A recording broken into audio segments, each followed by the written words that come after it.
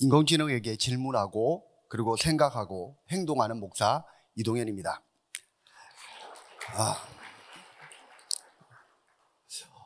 인공지능을 통해서 여러분들이 과연 어떤 사역을 할 것인지에 대한 고민들을 많이 하게 될 것입니다. 그래서 오늘은 인공지능 시대 우리 목회와 전도 어떻게 활용할 것인가, 그리고 챗GPT를 통해서 어떻게 목회 사역에 도움을 줄 것인가에 대한 부분들을 우리가 한번 생각해 보면서 이야기를 나누고자 합니다. 말을 타는 것, 여러분 말과 달려서 이길 수 있는 사람 이 자리에 계십니까? 전혀 없으시죠? 우리가 이어령 전 문화부 장관님이신 그분은 이런 말을 했습니다. 인간은 말과 경주하지 않는다. 말의 등에 올라타 이용하는 존재로서 인마일체가 되는 것이 중요하다라는 이야기를 했습니다. 그렇습니다. 우리가 인공지능에 대해서 우리 앞에 두 교수님께서 강의를 해주셨는데 인공지능이 더 많이 발전하게 될 것입니다. 그리고 인간의 능력을 더 많이 뛰어넘는 영역까지 하게 될 것입니다. 그런데 인공지능과 싸워서 이기려고 하거나 인공지능과 함께 뭔가 대결 구도로 나간다면 우리는 인공지능한테 할 수 있는 일은 아무것도 없을 줄 압니다. 그렇기 때문에 우리가 인공지능이 주는 기술이나 이런 스킬 등을 통해서 그것과 소통하고 사용하는 방법을 익히는 것이 더 필요하다고 생각되어집니다. 그런데 왜 사람들이 인공지능에 대해서 두려워하고 있을까요? 왜 두려워할까요?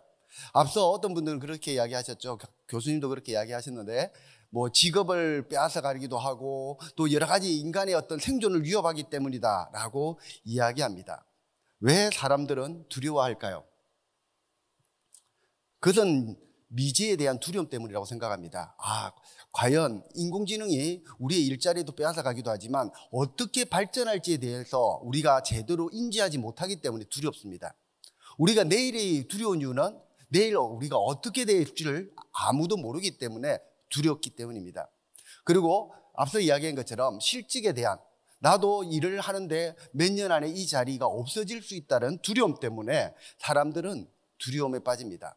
근데 그 두려움이 모르면 두려울 수밖에 없습니다. 그러나 다가오는 인공지능에 대해서 정보를 충분히 인지하고 어떻게 준비하고 어떻게 활용하느냐를 제대로 인지한다면 두려움이 아니라 바로 위기가 아니라 기회가 됩니다.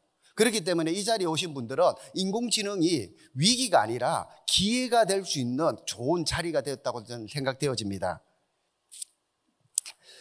인공지능은 인간의 어떤 사고력과 창의력 영역에서 많은 발전을 기해왔습니다. 그래서 그것 때문에 사람들은 두려워합니다. 왜냐하면 지금까지 인공지능이 어땠죠? 사람이 하지 않는 모든 일들은 지금 기계가 다 해왔는데 어느 순간부터 인간이 하는 모든 창의력이나 창의적인 일 또는 사고와 관련된 일을 인공지능이 전부 다 맡아서 하기 시작하기 때문에 그것이 두려운 것입니다. 자, 여기에 보시면 자료 화면이 나갑니다. 여기 보시면 여기에 나오는 영상 컨텐츠는 제가 직접 만든 거예요. 여기에 자막을 만들거나 그리고 동화책을 만들고 그리고 인공지능을 통해서 시낭송을 하게 한다거나 아니면 저희가 교회 광고도 직접 제가 영상으로 인공지능에게 만들어 보라고 이야기했습니다. 아침마다 주부들이 많이 보는 드라마가 있어요. 그리고 매 주일마다 저녁마다 일일 드라마가 있어요. 일명 무슨 드라마라고 하죠? 막장 드라마라고 합니다. 그 막장 드라마도 인공지능이 만들어냅니다. 그럼 인공지능이 다 할 줄 알아? 라고 이야기하시겠죠. 그런데 특징이 있습니다. 챗GPT나 이런 모든 인공지능에는 특징이 있어요. 그냥 시키면 다 하지 않습니다. 무슨 말이죠? 어떤 질문을 던지느냐에 따라서 어떤 명령을 하느냐에 따라서 인공지능이 달라지기 때문입니다. 그 결과값이 변화됩니다. 그래서 제가 이 시간 한번 보여드리도록 하겠습니다. 소리 좀 다시 해주세요. 캠페인은 사순절 기간 동안 스마트폰 내리고 기도에 손 올리고라는 주제로 매일 7,000보를 걷는 캠페인입니다. 걷는 동안 말씀을 통해 자신을 돌아보면서 신앙을 정립하는 시간이 될 것입니다. 이에 여러분들을 초대합니다. 자세한 문의는 이동현 목사에게 하면 됩니다. 한 주간도 승리하시기 바랍니다. 이렇게 광고를 인공지능에게 명령을 시켜서 근데 여기 지금 사순절 걷기 캠페인, 걷기를 통해서 우리가 기도의 영성을 가지자라는 것들을 제가 나와서 강구를 하는 것이 아니라 주님을 좀 모시고 와서 직접 강구를 하게 했습니다. 그랬더니 사람들이 어떤 느낌일까요? 아, 사순절에는 미디어 금식을 통해서 걸어야 되겠구나라는 생각을 가지게 되었습니다. 자, 그리고요. 자, 이 그림은 제가 직접 그린 겁니다. 별로 안 놀리시죠? 제가 직접 그린 그림을 가지고 인공지능에게 이렇게 명령을 해서 제가 작업을 했던 시를 낭독하도록 만들었습니다. 이거는 여러분들이 어떤 전문가가 한 것이 아니라 이거는 여러분들도 할 수 있습니다. 한번 영상을 틀어보도록 하겠습니다. 그리움, 인공지능 시인 아바타, 만남, 기쁨의 포옹, 이별, 완벽한 은혜의 눈물, 리콜, 메아리가 선명하게 울리고 그리움, 언제나 가까이 있는 불꽃. 감사합니다. 짧은 시이지만 저의 마음이 담긴 삶의 이야기입니다. 예, 이렇게 영상을 만들기 전에 제가 질문을 던졌어요, 인공지능에게. 내가 시를 한 편 적고 싶어. 그런데 과거, 현재, 미래, 그리움, 이별, 다시 만남에 대한 시를 적어줘 라고 해서 인공지능이 적은 시입니다. 그리고 이거를 가지고 시나리오를 좀 만들어 줄래? 라고 인공지능에게 던졌습니다. 그러니까 인공지능이 방금 이런 대본까지 만들어 줬고요. 이 대본을 가지고 인공지능에게 나레이션 할 수 있는 사람을 한번 그려줘 라고 명령을 했습니다. 그러니까 이미지가 만들어졌고 이 이미지를 가지고 대화형 아나운서로서 이야기할 수 있도록 영상을 만들어줘 라고 명령을 하니까 바로 이 영상을 만들어 주었습니다. 이렇게 이 기능이 뭐 한 달 배우고 2달 배워서 만든 기능이 아니라요. 이거는 지금이라도 여러분이 워드 프로세스 정도만 할 줄 안다면 얼마든지 바로 적용하고 사용할 수 있는 스킬이고 기술입니다. 자, 이것도 그림을 그려봤습니다. 자, 그림이 어떠신가요? 잘 그리셨죠? 제가 만약에 컴퓨터를 배워가지고 이런 그림을 그리라고 하면 절대로 그릴 수가 없을 것 같습니다. 그런데 인공지능에게 한국 여자 아이, 그리고 아이돌, 그리고 벚꽃 이렇게 메시지를 명령을 때렸으니까 왼쪽 편에 있는 지금 제 앞쪽에는 오른편이지만 왼쪽 편에 있는 저 그림이 나왔고요. 그리고 인공지능에게 또 좀 감성적이고 좀 이쁘고 20대의 어떤 매력적인 아가씨를 좀 그려줄래? 라고 명령해서 그린 그림이 바로 이 그림이었습니다. 자, 그리고 또 이 그림도 그렸습니다. 앞에 있는 것은 실사 같은 사진이었다면 이거는 직접 만화와 같은 그림을 좀 그려줘 라고 제가 직접 명령을 하고 만들었어요. 자, 그리고 옆에 있는 거는 좀 더 이상적이지만 이런 멋진 그림을 좀 4차원적이고 디자인이 들어가 있는 그림을 좀 그려줄래? 라고 명령을 해서 그린 그림입니다. 제가 옆에 보면 그림이 하나가 있을 겁니다. 그 여름에 보면 이 두 사람이 지금 있죠? 그 두 사람이 포즈를 잡고 있는데 이 그림의 주인공을 제가 동화책의 주인공으로도 만들 수가 있어요. 동화를 만들고 이 사람들을 계속 반복하면서 그 상황에 맞게 디자인을 하도록 명령할 수 있습니다. 그래서 제 블로그에 보시면, 제 홈페이지에 보시면 이렇게 만드는 방법에 대해서, 그리고 이렇게 활용해서 동화책을 만드는 방법, 예를 들어 성경 속에 있는 이야기들을 인물을 내가 직접 시나리오를 짜고 인물을 그려서 동화책을 또 만들 수 있는 시대를 맞이하게 된 것입니다. 이렇게 인공지능을 통해서 많은 변화를 지금 현실에서 겪고 있고 만들어져 가고 있다는 사실입니다. 그래서 우리는 인공지능에 대해서 이런 생각을 해보아야 합니다.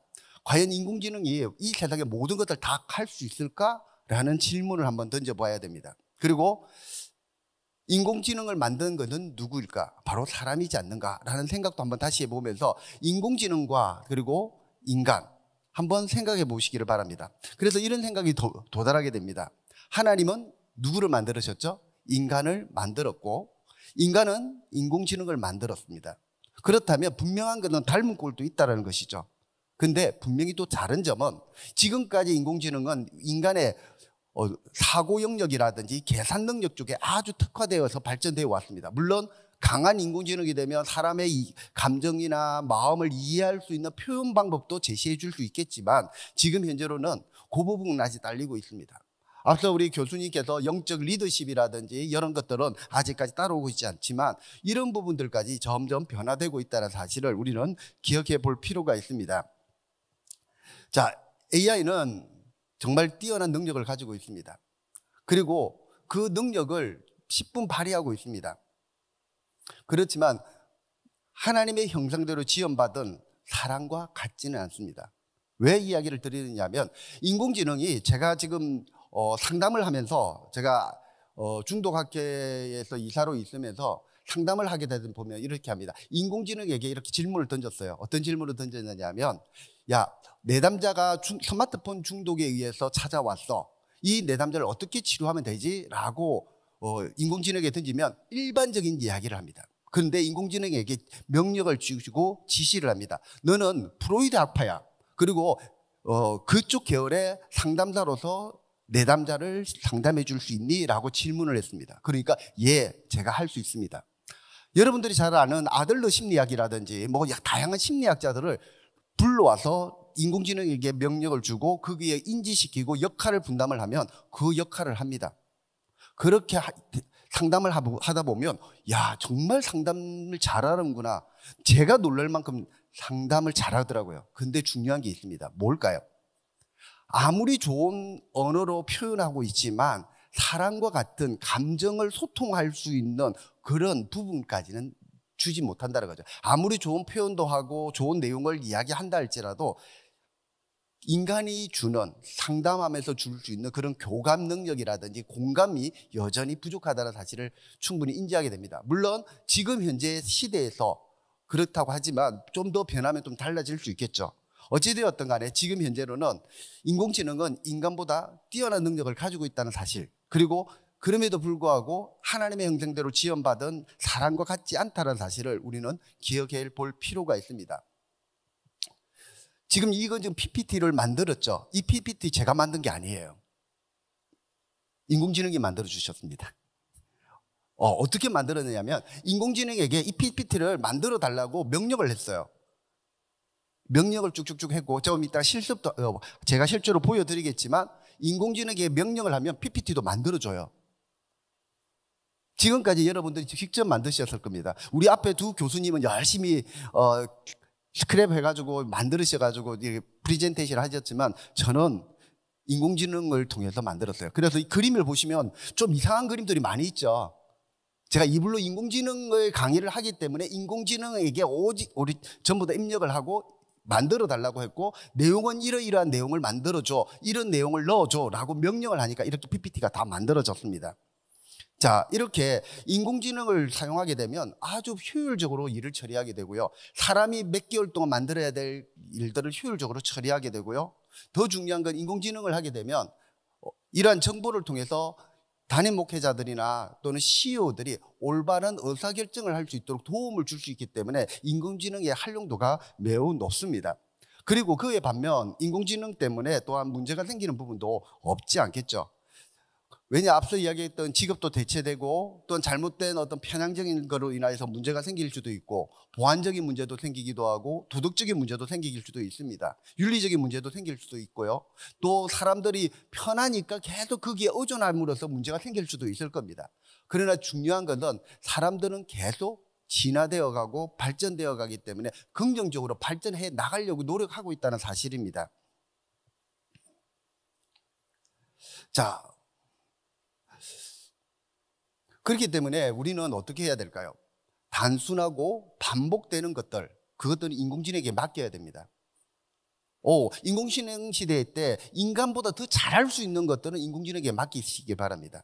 그리고 좀 더 창의적이고 감성적이고 도덕적인 부분들은 우리 인간들이 맡아야 될 영역입니다. 목회자라면 어떤 영역까지 포함되겠죠? 바로 영적인 영역까지 그 역할을 맡아야 됩니다. 그러지 않고 그 부분까지 인공지능에 다 맡기게 되면 인공지능보다 못한 사람이 될 수밖에 없어요.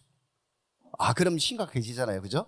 인간이 인공지능보다 더 나아지려고 한다면 좀 더 창의적이고 좀 더 공감적이고 감성적이고 그리고 좀 더 도덕적이고 좀 더 영적인 분야에 관심을 가지고 접근해야 됩니다. 제가 마지막 결론 부분에 그런 이야기도 하겠지만 인공지능 시대에 목회자가 더 힘들어졌습니다. 인공지능보다 더 설교를 잘해야 되고요. 더 관찰하고 그리고 통찰하고 성찰할 능력들을 더 많이 갖춰야 되는 것이 목회자이고요. 더 많이 기도하고 더 영적이 되지 않으면 인공지능 시대에 살아남을 수 없는 시대. 바로 이런 시대가 바로 인공지능 시대입니다. 자, 인공지능이 목회자나 성직자를 대체할 수 있을까라는 질문을 받았을 때마다 그런 이야기를 합니다. 여러분은 어떻게 생각합니까? 앞서 기계적인 관점에서 볼 때, 즉 테크놀로지적인 관점에서 볼 때는 인간과 목회자는 대체될 수밖에 없다라고 볼 수도 있어요. 근데 저는 그 부분에 대해서 약간 반대적인 의견을 가집니다. 왜냐하면 인공지능이 사람을 대체하지는 않을 겁니다. 그러나 중요한 게 있습니다. 인공지능을 쓰는 사람이 인공지능을 쓰지 않는 사람을 대체할 것입니다. 아주 중요하다고 저는 생각합니다. 인공지능은 사람을 대체하지 못할 것입니다.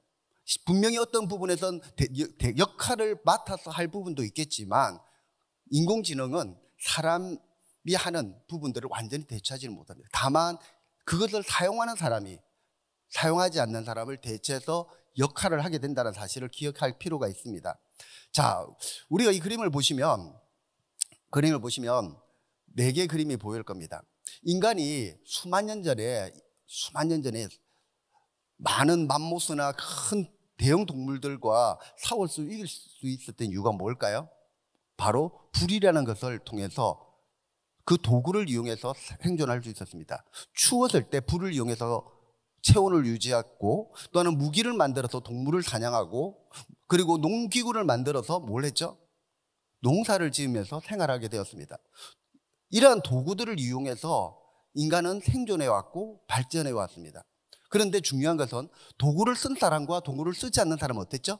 도구를 쓴 사람이 도구를 쓰지 않는 사람보다 생존율이 높았다는 사실입니다. 여러분, 기계는 어떨까요? 1차 산업혁명 때 기계가 인하여서 많은 사람들이 실업자가 되고 문제가 일어났습니다. 그래서 기계를 하는 사람들은 부를 누리게 되었고 또 그만큼 많은 물질을 얻게 되었습니다. 그래서 인간은 그때 기계 때문에 많이 괴로워하며 기계를 없애자라고 하는 운동까지 일어났습니다. 지금도 인공지능 때문에 그렇게 딜레이 되자라는 이야기도 하고 있지만 중요한 것은 기계를 사용하는 사람과 사용하지 않는 사람의 차이는 무엇입니까? 바로 생산력이라는 얼마나 많은 것을 생산하느냐 안 하느냐에 달려있는 것이죠. 그렇습니다. 이렇게 기계를 쓰는 사람이 기계를 쓰지 않는 사람을 지배해왔고 이끌어왔습니다. 최근 100년도 안 됐죠. 몇십 년밖에 안 됐는데 컴퓨터와 인터넷과 스마트폰이 세상을 이끌어가고 있습니다. 제가 컴퓨터를 한 기간이 40년 정도 됐거든요. 컴퓨터, PC통신, 인터넷, 스마트폰 그리고 이러한 것들을 계속 거의 40년 동안 하게 되었고 법인을 운영하면서 이 부분에 대해서 교회에게 알리면서 홍보하고 이걸 어떻게 잘 사용해서 선교할 것인지 그리고 전도할 수 있는지에 대한 것들을 계속 연구하고 발전해 왔는 가운데 있었는데 이런 것을 쓰는 교회와 쓰지 않는 교회는 엄연히 차이가 있었습니다. 컴퓨터를 처음 세상에 놓았을 때 666이라 해가지고 사람들이 쓰지 못하게 한 적도 있었습니다. 목사님들은 아실 겁니다. 그리고 인터넷도 그거는 인터넷 처치 그건 교회가 아니야. 메가 처치 아니야 라고 분명히 사람들은 똑같이 이야기할 것입니다. 그런데 어찌되었던 그것을 쓰지 못하게 너무 강제하다 보니 어떤 문제가 있었냐면 이단들이 안티들이 그 세상을 지배하기 시작했습니다. 제가 목사로서 고민하는 게 그겁니다.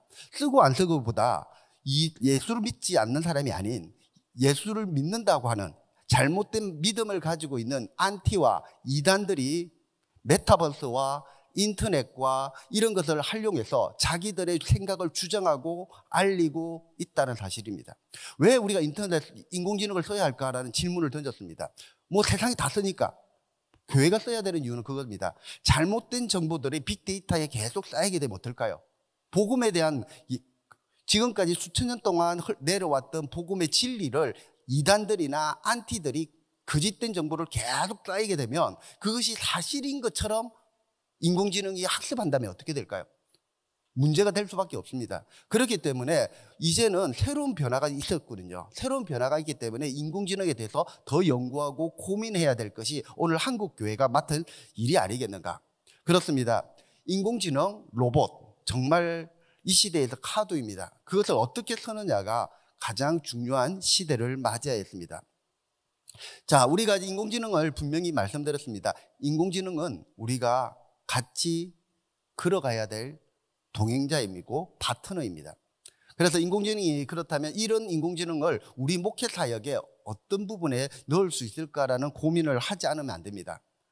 그래서 인공지능이 할 수 있는 일이 뭘까? 우리 앞서 강의했던 교수님들처럼 설교 분야에나 또는 아니면 목회 상담, 관리, 소셜미디어에서 할 수 있다. 그는 머릿속에 간념적으로 여러분들이 지금 있겠지만 과연 그렇다면 어떻게 할 수 있지? 라는 질문을 던지셔야 합니다. 그래야지 여러분이 현실에서 목회 현장에서 사용할 수 있기 때문입니다.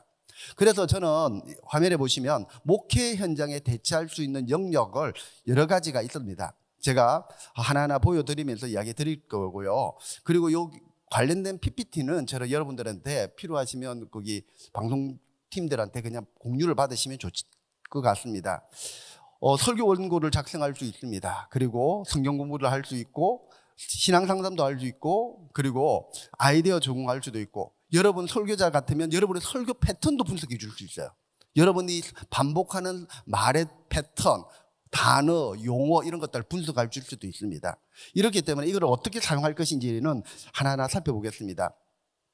자, 이거는 인공지능 프로그램을 통해서 여러분 스마트폰에도 있고 또는 프로그램들도 있습니다. 제가 이거를 가지고 이렇게 질문을 했습니다. 챗GPT가 아니고요. 이거는 다른 AI 노드라는 그 프로그램을 통해서 사용했던 챗봇인데요. 거기에 보면 이런 질문을 했습니다. 새로 이사 와서 어떤 교회에 가면 될까라는 질문을 던졌어요. 그러니까 인공지능이 이렇게 대답을 해줍니다. 뭐라고 되어 있죠? 주님의 이름으로 인사드립니다. 새로운 위치에 참석할 교회를 찾고 있다는 소식을 듣게 되어 기쁩니다. 예배 장소를 찾을 때 인도와 분별력을 위해 기도할 것을 권장합니다. 친구나 이웃에게 추천을 요청할 수 있습니다. 아주 좋은 대답을 하고 있죠. 그 외에 옆에 보시면 기도를 하고 싶은데 기도가 되지 않아 어떻게 하면 되지? 라고 질문을 던졌어요. 그러니까 저는 기도가 종종 어렵게 느껴질 수 있음을 이해합니다. 특히 기도를 처음 접하는 경우에는 더욱 그러합니다. 좋은 소식은 하나님께서 우리의 기도를 듣기 원하시며 기도하는데 옳고 그른 방법이 없다는 것입니다. 라고 인공지능이 이렇게 대답을 해줘요. 신앙생활에 도움을 줄 수 있도록 이렇게 질문하면 대답해주는 그런 기능까지 제공하고 있습니다. 자, 그리고요, 인공지능은 성경을 연구하거나 또는 기도 원고, 기도문을 만들 수 있도록 제공해 줍니다. 챗GPT라는 이 화면을 보시면 인공지능 챗을 사용할 수 있는 화면을 보여주고 있죠. 이 화면에 들어가셔서 try 챗GPT라는 것을 누르시고 로그인을 하면 바로 사용할 수가 있습니다. 할 수 있고요. 오늘 이제 인터넷에 나왔는데요. 이제 뉴스에도 나오고 매체전인데 구글 바드 하는 것들 통해서도 충분히 할 수 있어요. 물론 지금 현재는 영어로만 됩니다. 그런데 조만간 한글로 되어서 여러분 옆에 다가오게 될 겁니다. 챗GPT는 2011년 3.5 버전은 2011년 12월까지만 정보를 제공하는 데 비해서 이 바드나 또는 빙, 그러니까 마이크로소프트의 빙챗 같은 경우는 지금 현재 있는 정보까지 끌어와서 여러분들에게 필요한 정보들을 제공해 줄 수 있다는 사실입니다. 자, 여기 보시면 제가 실질적으로 이거를 가지고 성경 공부를 어떻게 진행했는지에 대한 이야기들을 한번 말씀드릴 수 있는데요. 이거 자, 화면에 좀 나가잖아요. 예. 여기 보시면 제가 인공지능에게 이렇게 질문을 했어요. 메뚜기에 대한 이야기를 물었어요. 야, 메뚜기에 대해서 성경 공부를 좀 하고 싶어 라고 질문을 드니까 설명을 쭉 해주더라고요. 그러면서 성경에 있는 메뚜기에 대한 이야기를 좀 해줄래? 라고 하니까 성경 구절을 쭉 하면서 메뚜기에 대한 이야기들을 이렇게 구약의 세 곳, 신약의 두 곳 알려줄래? 라고 하니까 인공지능이 다음과 같이 결과값을 보여줍니다. 그리고 나서 그 결과값을 가지고 자, 성경에 나오는 메뚜기를 통해 심판에 관한 기록물이 있으면 목차로 보여줘 라고 질문을 했어요. 그러니까 인공지능이 그에 대한 목차를 쭉 보여줍니다. 그리고 결론까지 내어줍니다. 그리고 나서 이거를 내가 고등학교 수준의 레포트로 만들고 싶어 라고 질문을 던지니까 인공지능이 메뚜기에 대한 성질과 생태에 대한 것들을 쭉 해주면서 성경의 메뚜기에 대한 이야기까지 같이 적어줍니다. 그리고 네 번째 또 이런 질문을 던집니다. 야, 메뚜기는 심판의 도구로 쓰인 것 같은데 이에 대해서 설교 원고를 이걸 바탕으로 좀 적어줄래? 라고 또 질문을 던졌어요. 그러니까 어떻게 할까요? 심판의 도구로 사용하는 메뚜기에 대한 이야기들을 쭉 설교를 작성하기 시작했습니다. 자, 이거를 이제 설교를 했는데 너무 몸이 건조한 거예요. 그래서 이것을 일반인들이나 대학생들이 이해할 수 있는 수준으로 더 바꿔줄래 해서 문장을 싹 바꿔주더라고요.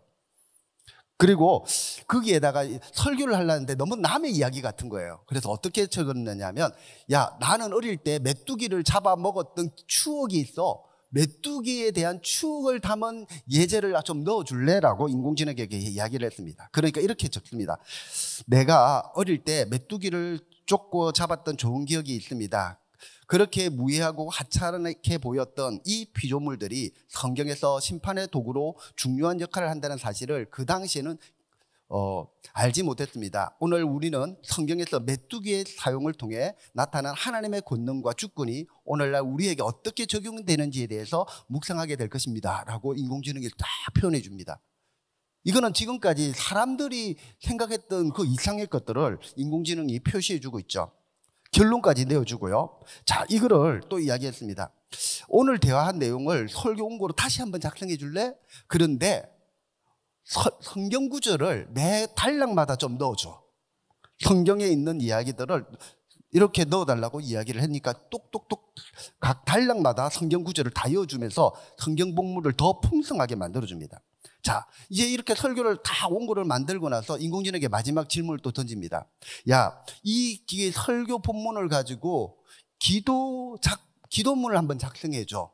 오늘 본문의 내용을 아주 충실하게 기도문을 만들어줬으면 좋겠어 라고 이야기를 하니까 인공지능이 이렇게 오늘 우리는 주님의 능력과 주권이 겸손히 주님 앞에 나옵니다. 우리는 성경에 나오는 메뚜기 이야기와 현대의 재앙 사례를 통해 심판과 회개에 대한 주님의 메시지를 들었습니다. 이렇게 너무 사람이 하듯이 이렇게 글을 적어줍니다. 자, 그리고 마지막에는 우리 주님이시자 구세주이신 예수 그리스도의 이름으로 기도합니다. 너무 황당하지 않나요? 근데 이게 인공지능이 하고 있어요, 실제로. 자, 이렇게 인공지능은 우리가 어떤 질문을 하고 어떤 이렇게 명령을 하느냐에 따라서 결과물을 완전히 다르게 나옵니다. 그렇기 때문에 그냥 인공지능에게 이거 해줘라고 해서 결과물이 나오지 않습니다. 앞서 동영상도 그랬고 사진도 그랬고요. 그리고 설교도 그랬고 시도 그렇고 모든 인간이 만드는 창의적인 부분들을 인간이 역할을 하지 않으면 결코 할 수 없는 것이 지금 시대입니다. 물론 나중에는 그거보다 더 앞서된다면 물론 달라질 수 있겠지만 중요한 거는 지금 현재 우리 목회자가 할 수 있는 일이 뭔지에 대해서 우리가 살펴볼 필요가 있다는 사실입니다. 자, 이렇게 설교까지 기도문까지 다 작성합니다. 그리고요, 이제 올 말쯤 되면 이제 마이크로소프트가 코파일럿이라는 것들을 내놓게 될 것입니다. 이거는 뭐냐면 여러분 지금까지 설교를 하려면 어디서 원고 작성을 하였나요? 아래 한글이라든지 워드에서 작성을 했을 거예요. 근데 설교를 하면 다 타이핑을 쳤습니다. 맞죠? 근데 이제는 그럴 필요가 없는 시대가 되었습니다. 인공지능에게 마이크로소프트사에서 제공하는 빙 채색에 명령을 하면 방금처럼 이런 문서를 다 만들어줘요. 역시 놀라지 않습니다. 너무 놀라서 가슴이 떨리고 있어서 그럴지도 모릅니다. 근데 중요한 거는요, 문서를 만들어줬죠. 그리고 인공지능에게 다시 명령합니다. 이 문서를 뭐로 해달라고 하면 PPT로 만들어줄래? 라고 이야기하면 인공지능이 전부 다 분석해가지고 PPT로 만들어줘요. 와, 놀랍죠. 그리고 우리 교회들마다 12월 달 되면 연말 당회를 하거나 공동회의를 준비를 하게 됩니다. 그리고 기업 같은 경우는 분석을 하게 됩니다. 수입, 지출 이런 모든 분석을 하는데 수입 대장에 대한 것들을 보통 엑셀 파일로 저장하게 되죠. 그죠? 그런 것들을 인공지능에게 또 명령합니다.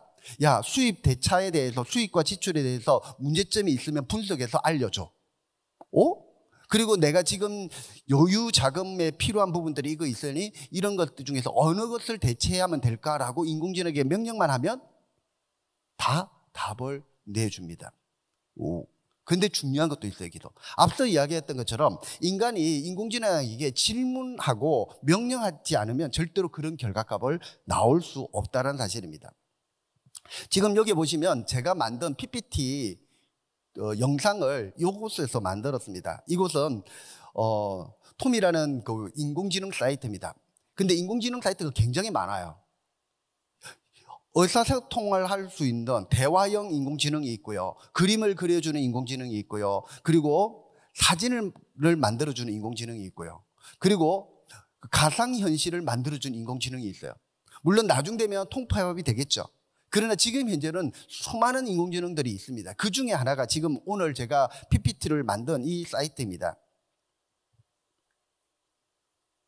자, 이 사이트에 들어가면 그냥 사인업을 눌러서 로그인 계정에 들어가서 로그인을 하면 바로 인공지능으로 만드는 PPT 프레젠테이션 파일을 만들어지게 됩니다. 그래서 시간 관계상 이렇게 들어간다는 걸 일단 말씀을 드리고요. 해당 사이트에 들어가셔서 관련된 내용을 로그인하시면 바로 작업이 이루어집니다.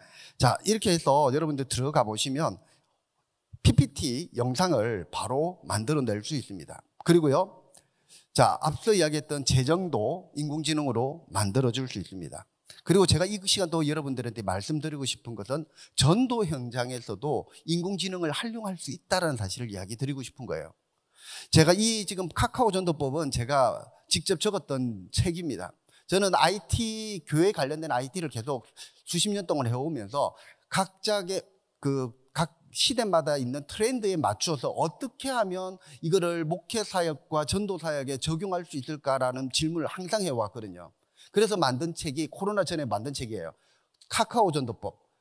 카카오가 우리나라의 그 국민 메신저가 되어서 이걸 이용해서 어떻게 하면 전도할 수 있을까라는 고민을 하면서 만든 책이었습니다.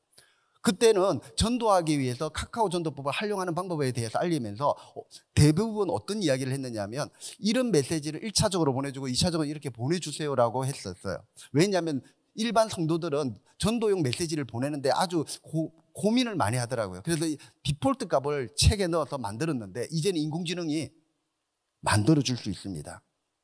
자, 여기 보시면 자, 앞서 우리가 강의 전에 압숙이라는 프로그램을 이용해서 카톡에 인공지능을 불러왔어요. 불러와가지고 그 인공지능에게 명령을 시킵니다.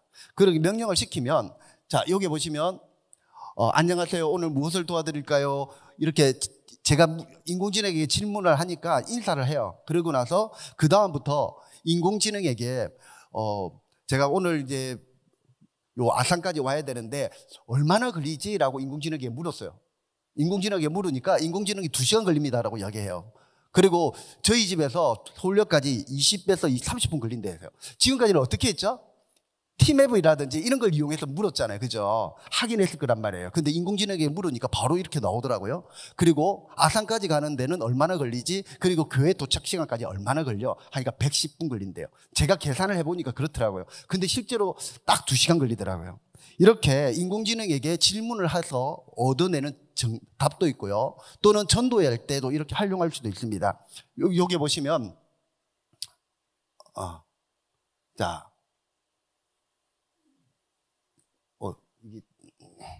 자, 이게 빠진 부분인데요. 자, 여기 보시면 자, 인공지능에게 또 질문을 했어요. 전도 대상자가 내 기차 옆에 있으면 어떻게 하면 되지? 그럼 첫인사가 중요한데 어떻게 첫인사를 나누면 될까라고 인공지능에게 물었어요. 그러니까 이런 대답을 줬고요. 그리고 그 사람에게 어떻게 친근하게 다가가서 이야기할 수 있을까라고 인공지능에게 물으니까 이렇게 대답을 해주더라고요. 우리가 사람들이 그러잖아요. 주변이 별로 없어서 어떻게 이해해야 될지를 모르겠다라고 이야기하는데요. 그런 부분에서 인공지능이 해줄 수 있는 부분들이 참으로 많이 있다고 생각되어집니다. 자, 그리고요, 개척교회에 있어서 이 인공지능이 활용할 수도 있습니다. 제가 이제 백석대학교에서 약 한 10년 가까이 개척학교 강의를 진행을 하고 있거든요. 하면서 꼭 그런 이야기예요. 지역을 분석해야 합니다. 왜 지역을 분석했냐? 내가 전도할 지역을 분석해야지 그들의 니즈와 원처를 파악하고 거기에 맞는 합당한 복음을 전할 수 있습니다. 라고 이야기를 합니다. 개척도 마찬가지지만 전도도 마찬가지더라고요. 그래서 지역을 분석할 수 있는 데이터, 그리고 그걸 이용해서 활용할 수 있는 방법이 뭘까라고 인공지능에게 물어봤습니다. 그리고 개척을 하게 되면 어렵잖아요. 그래서 후원을 받아야 되는데 어떻게 후원 계획서를 만들어줄 수 있지라고 인공지능에게도 질문을 했습니다. 그랬더니 이렇게 질문에 대한 답이 나옵니다. 자, 교회 개척하기 위해서 준비해야 될 요소들이 많이 있습니다. 먼저 교회를 개척하기 위해 준비해야 할 것들 중에 하나는 교회의 비전과 사명이고, 교회를 개척하기 전에 어떤 목적을 가지고 교회를 개척하고자 하는지 명확해야 합니다. 라고 하면서 인공지능이 대답을 해줍니다. 그리고 내가 거기에 대한 대답을 하면 제가 답변을 하는 식으로 주고받으면 뭐가 만들었냐면 내가 개척을 해야 되는 어떤 사명이라든지 계획서들이 자동으로 만들어지게 진행을 하게 했습니다. 자, 이런 식으로 진행이 되고요. 그리고 지역 분석도 마찬가지입니다. 우리 지역에 어떤 사람들이 있고 어떤 것들을 해야 되는데 어떻게 전도해야 되지?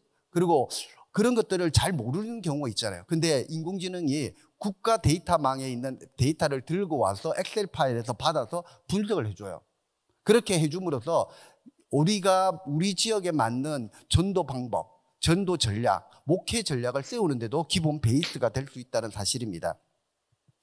자, 그리고요, 인공지능을 통해서 여기 계신 목사님들이 많이 계시지만 인공지능과 빅데이터를 통해서 신자도 관리할 수 있어요. 자, 요겁니다.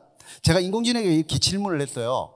저는 목회자로서 최근 부모님이 돌아가신 50대 성도에게 목회 편지를 쓰고 싶습니다. 돌아가신 분은 3년 동안 투병하시다가 돌아가셨고 이제 아들이 보살펴주고 있습니다. 자, 이렇게 질문을 던졌어요. 그러니까 질문에 대한 답이 편지가 이렇게 만들어졌습니다. 여기 보시면 편지 내용을 한번 보십시오. 얼마나 애통하세요. 부모님을 잃은 것은 우리가 인생에서 겪을 수 있는 가장 어려운 경험 중에 하나이며 목회자인 저도 그런 슬픔이 얼마나 큰지 알고 있습니다. 이 힘든 시간 동안 성도님이 기도를 통해 이겨내고 있다는 이야기를 들었습니다. 와, 이거 진짜 사람이 죽는 것처럼 적었잖아요. 그죠? 어떤 명령을 주느냐에 따라서 완전히 다른 결과값이 나오거든요. 그냥 목회 편지 적어줘 해서 이런 결과가 나오지 않는다는 거죠. 저런 조건을 달고 명령을 할 때 프롬프트에서 그 결과값을 보여준다는 사실입니다. 자, 이렇게 하고 맨 끝에 보시면 뭐가 있습니까? 성경 구절을 쫙 하면서 사람의 마음을 어루만져 줄 수 있는 그런 메시지들이 나옵니다. 물론 이것들은, 이 명령은 누가 열죠? 사람이 넣은 거예요. 사람이 넣은 거예요. 인공지능이 넣은 게 아니고요. 사람이 이렇게 해줘라고 넣었어요. 그런데 이게 마음에 들지 않는 게 있어요. 그러면 인공지능에게 또 명령합니다. 이러이러한 부분은 빼주고 이런 부분을 더 넣어서 해줘. 아니면 목회 편지를 꼭 성인에게 보는 것이 아닐 수도 있잖아요. 홀로 남아있는 자녀들에게도 보내줄 수 있잖아요. 그런데 그 학생이 고등학생이에요. 그러면 어떻게 해야 될까요? 인공지능에게 명령합니다. 이 내용을 가지고 고등학생 상주에게 보낼 수 있도록 글을 적어줘 하면 글을 바꿔줍니다. 고등학생들이 읽을 수 있는 수준으로, 이해할 수 있는 단어로 다 바꾸어서 적어줍니다.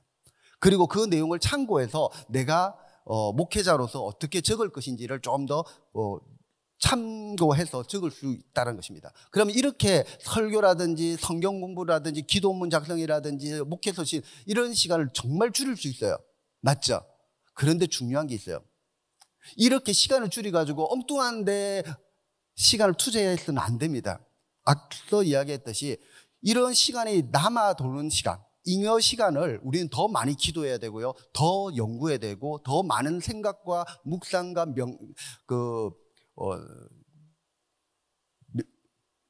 를 통해서 뭔가 시간을 만들어 나가야 될 필요가 있다는 사실입니다. 자, 우리가 이제 한번 대충 요약을 해보면요, 그렇습니다. 인공지능은 목회자나 성지자들을 분명히 대체하지 못할 것입니다. 그리고 사람들은 인공지능을 사용하는 사람들이 인공지능을 사용하지 않는 사람을 분명히 대체해 나갈 것입니다. 지금 이 자리에 계신 분들은 분명히 인공지능이 뭐지? 그리고 챗GPT가 뭐지라고 고민하고 오셨을 겁니다.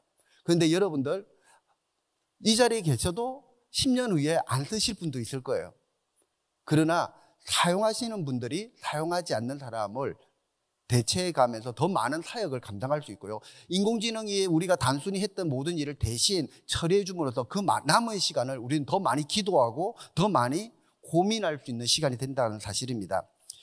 인공지능이 잘하는 것들이 우리가 뭘까? 그리고 우리가 해야 될 것이 무엇인지를 우리가 생각해 볼 필요가 있습니다. 인공지능이 못하는 것이 있어요. 앞서 이야기했던 감성 목회, 감성적으로 사람을 대하고 공감하고 이런 것들 인공지능이 할 수가 없습니다. 그 부분은 앞서 편지처럼 아주 표현은 잘할 수 있어요. 그러나 사람이 이렇게 공감하고 만나서 하는 그런 것들은 아직 할 수가 없거든요. 그런 부분들이 여러분들이 더 개발해야 되고 또 소통하는 방법 그리고 대화하는 방법들도 배워나가야 됩니다. 사람에게 하는 방법도 배워나가야 되겠지만 인공지능에게 명령하고 대화하는 방법도 같이 배워나가야 되는 시대를 맞이했습니다. 과거에는 사람에게만 이렇게 집중했다면 이제 인공지능에도 관심을 가지고 대화하는 법, 소통하는 법 이런 것들을 같이 해나가는 것이 이 시대에 가장 필요한 것이 아닌가 생각이 되어집니다. 특별히 우리나라 사람들은 특징이 있습니다. 뭐냐면 질문하는 걸 싫어합니다. 그리고 듣는 거는 열심히 합니다. 제가 어떤 강의를 가든지 꼭 이야기합니다. 질문하실 분이 있으십니까? 라고 물어보면 거의 한 명이나 두 명. 어쩔 때는 전혀 질문하는 사람이 없는 경우도 있더라고요. 그래서 여러분들이 인공지능 시대에 살아남을 수 있는 길은 스스로에게 질문하시고 그리고 인공지능에게 질문을 내던지시고 그리고 우리 교회에 대한 문제점 그리고 이 하나님 나라를 위해서 내가 스스로 질문하고 그리고 생각하며 그리고 관찰하고 통찰하고 성찰할 수 있는 능력까지 키워나가는 것이 우리가 해야 될 일이 아닌가 생각이 되어집니다. 특별히 여기 자리에 목사님들이 계시다면 그 목사님들은 인공지능과 빅데이터를 통해서 우리가 닥친 문제들을 어떻게 해결할 것인지에 대한 의사결정을 해야 될 최고 책임자이기 때문에 이런 부분들을 인공지능을 어떻게 잘 활용할 때 인간이 놓쳐버리는 우리가 일반적으로 경험이 부족해서 놓쳐버리는 것들이 있거든요. 그런 것들을 인공지능에게 맡길 수 있다고 생각되어집니다. 마지막입니다. 인공지능은 놀랄 만큼 많은 것을 수행할 수 있습니다. 그러나 그 중심에는 여전히 인간의 지혜와 판단력이 있습니다. 여러분, 여러분에게 필요한 것 바로 인공지능 쓰는 방법은 쉽게 배울 수 있습니다. 그러나 여러분들이 인공지능이 하지 못하는 부분, 감성이나 영성이나 기도하는 것이나 또는 그 인공지능을 통해서 학습하는 부분들까지 같이 병행해 나가면서 여러분들이 할 때 인공지능 시대에 살아남을 수 있는 여러분이 될 줄 생각되어집니다. 제 강의는 여기까지 마치도록 하겠습니다. 감사합니다.